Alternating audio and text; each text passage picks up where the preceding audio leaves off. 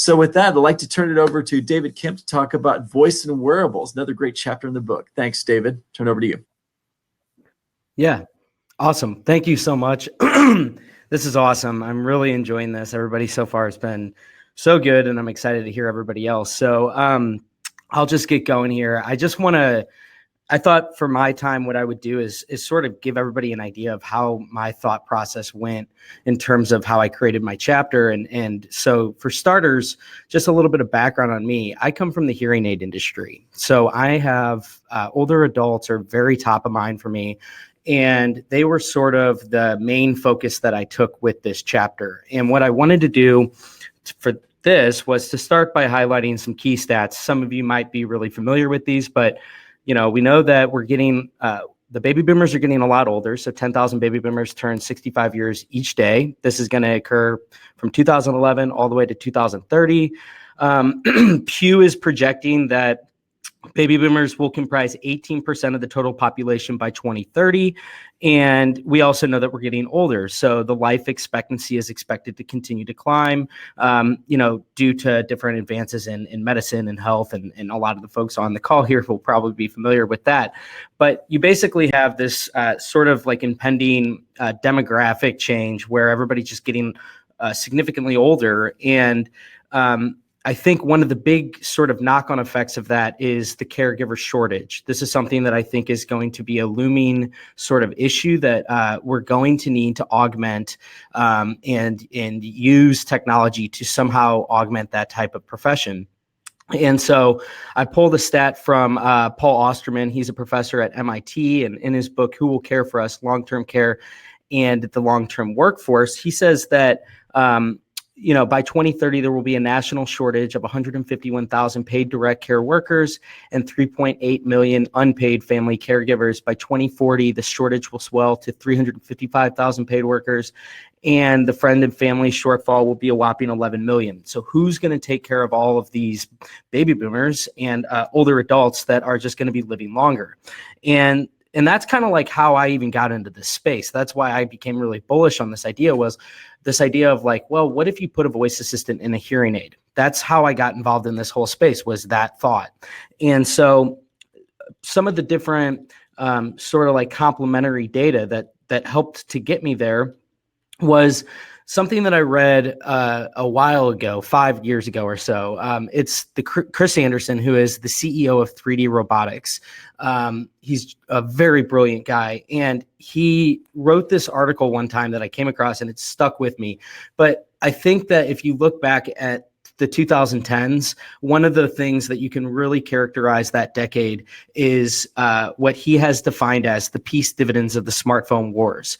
So because you have this just massive proliferation of smartphones, you get all of the supply chain is basically become way more accessible and way cheaper. So what he basically says is the sensors, the GPS, the camera, the ARM core processors, the wireless, the memory, the battery, all that stuff, which is being driven by the incredible economies of scale and innovation machines at Apple, Google, and others, is now available for a few dollars. These were essentially unobtainium 10 years ago. This is stuff that used to be military industrial technology. You can now buy it at Radio Shack. I've never seen technology move faster than it's moving right now, and that's because of the supercomputer in your pocket. So okay, so now we know that the smartphone is basically becoming unbundled. That's where we are with the hardware side of things. And to just add a little bit of evidence to this, you look at, AirPods, right? Like that's one of the big wearable byproducts of the smartphone supply chain. So you have, basically IDC estimates that hearables now comprise 50% of all wearable sales, up 25% from last year. And AirPods represent nearly 50% of all hearable sales. In other words, AirPods represent 25% of all wearable device sales globally. So a quarter of wearables that are being sold today are AirPods. Now, you have this basically this AirPods boom. And because of the advances that are happening simultaneously with the wireless technology, Bluetooth and such, the connectivity aspect where so many of these different devices, these ear-worn devices, can now be worn wirelessly. AirPods, hearing aids, all these different things. So they're basically tethered to the smartphone and all of the computing power that is is held on the smartphone. Okay, so in conjunction with that, kind of going back to the peace dividends of the smartphone war, another big dividend is sensor technology. And this is a really important one because if you think about inertial sensors, right, like what's in a Fitbit, that's like the gyroscope, the accelerometer. Those are the things that detect your orientation. Those are going to detect like if you're standing upright, if you're moving. But now what we're starting to see implemented into wearables are PPG sensors. Okay, so these are photoplasmatic sensors that use optical-based lasers to more or less measure your blood flow. And what's really cool about this is these have now become small enough to implement into a hearing aid, into an AirPod. As of 2019, the first hearing aid fit with one of these came out. And what's so exciting about these is they capture all this different data. And what with machine learning advances, you're now able to make more and more sense of that data. So in a lot of ways, you can think of AirPods or hearing aids.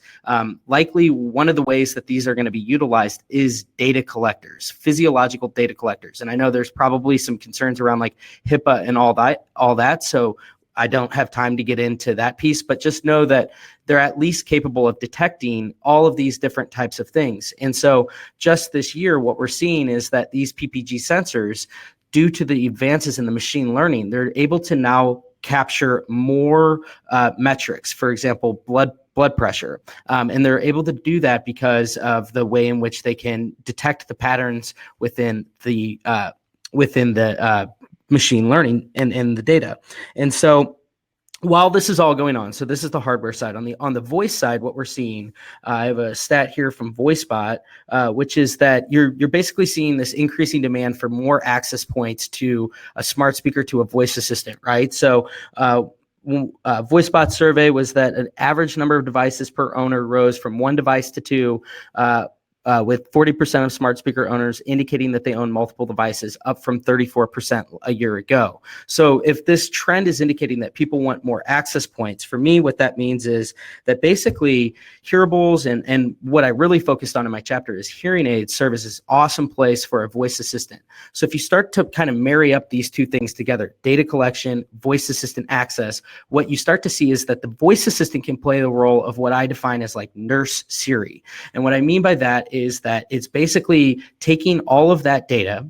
We don't know what that data is looking at. For like a lay person like me, I don't really know what I'm looking at. But if I have the voice assistant that's using machine learning and pattern recognition that can basically set a longitudinal data health set for me, like an individualized health set, at least, for my own sake, this maybe not something that I would have as like a full-blown, comparable to what I would be getting if I was using like medical grade technology. But a lot of this consumer grade technology is getting pretty medically grade sensor technology.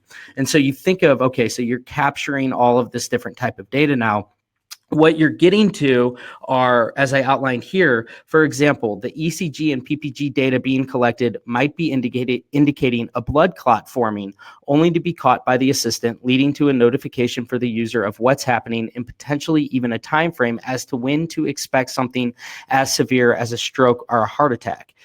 So that's kind of the idea that I have here is like, this is one really powerful use case that I see. All of these older adults, not only will this allow for them to be more empowered with the way in which they use the technology, controlling their environment, through the voice assistant, but I actually think that the voice assistant is going to play the role of being a proactive notifier of a lot of the different health risks that are being detected from that data. If you establish that longitudinal data benchmark and what healthy looks like within the data, this might at least give you sort of that proactive piece that says, hey, we're seeing some abnormalities in the data and you should probably go get this checked out. It might even allow for you to facilitate the scheduling of going and seeing your doctor, all done through your voice assistant, all done through this always available assistant that's housed in your wearable device. So I just talked a lot right there. That was really fast, but I kept it under 10 minutes. That's great, Dave.